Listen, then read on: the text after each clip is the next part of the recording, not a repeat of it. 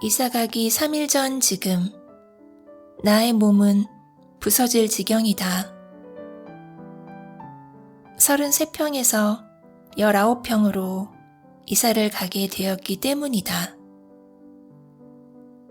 집에 가구와 물건이 많지 않지만 평수가 10평 이상 줄다 보니 아무래도 정리하고 버려야 할 물건들이 많을 수밖에 없다. 작은 집, 작은 집 노래를 부르더니 정말 작은 집으로 이사를 가게 되었다. 나는 작은 집으로의 이사를 간절히 희망하지만 아쉽게도 아예 이사를 가는 것은 아니다. 아들내미, 딸내미 2명의 4인 가족이다 보니 아이들이 자라나는 동안 19평 방 2칸짜리 집에서 계속 살 수는 없을 것이다. 수도권에서 다소 먼 남쪽 지방으로 이사를 가다 보니 여러 가지 사정이 맞지 않아 19평 아파트에 1년 정도 살게 되었다. 거실도 없는 작은 방 2개 딸린 작은 집으로 이사를 간다고 하니 게다가 중1 남과 초3 여가 한 방을 써야 한다고 하니 아이들은 처음에 어이가 실종된 표정이었다. 그래서 지금 우리가 처한 현실을 차근차근 설명해 주었다. 지방에 적응하는 1년 동안 작은 집에서 잠시 살아보고 여러 가지를 경험하고 또 알아본 다음 멋진 집으로 이사할 거라고. 그 멋진 집이 지금 살고 있는 집보다 더 크지는 않겠지만 꼭 너희들의 마음에 쏙 드는 집을 구할 거라고 장담해 주었다. 아이들이 1년이라도 불편할 생각을 하면 미안해야 하는데 나는 왜 설레이는지 모르겠다. 20년도 훌쩍 넘은 작은 집으로의 이사가 이렇게 나를 설레게 할 줄은 몰랐다. 마치 여행을 떠나기 전 들뜬 마음이랄까? 나는 깨끗하고 정돈된 집을 좋아하니까 작은 집이라면 청소도 정리도 금방일 테니 청소의 수고로움도 스트레스도 줄어들 것이다. 화장실이 1개이니 한 번만 청소하면 되고 넓은 거실 걸레질에 어깨 빠지는 아픔도 없을 것이다.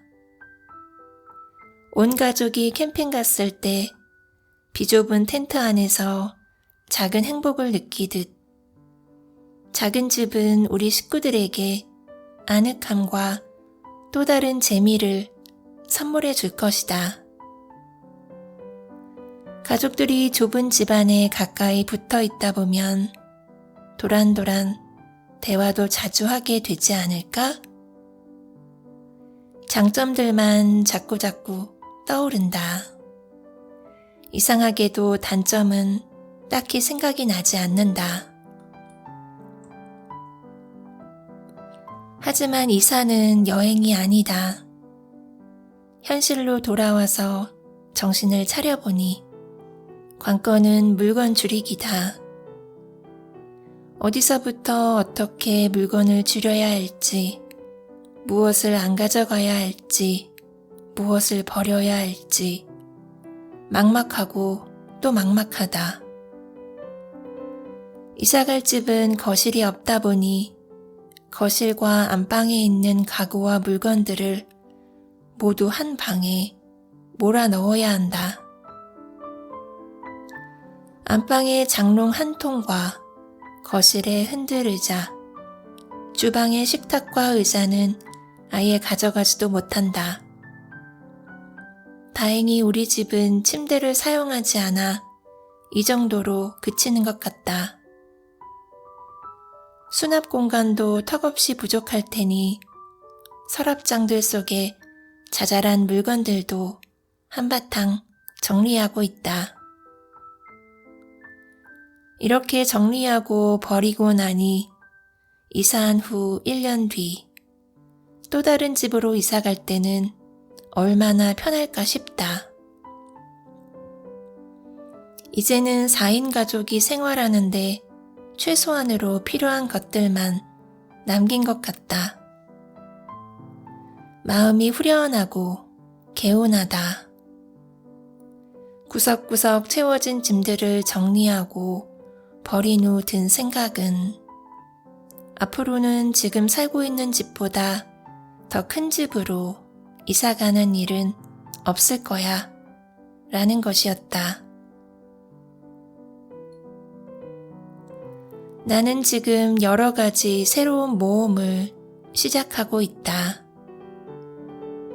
바다와 산이 가까운 아름다운 소도시로의 이주, 작은 집으로의 이사, 남편의 새로운 출발, 내가 20년간 몸담았던 회사의 휴직, 어찌 보면 바랬던 방향으로 내 삶의 운전대를 돌린 것이라고 할 수도 있지만 갑작스러운 변화에 두렵고 힘이 드는 것은 어쩔 수 없는 모양이다.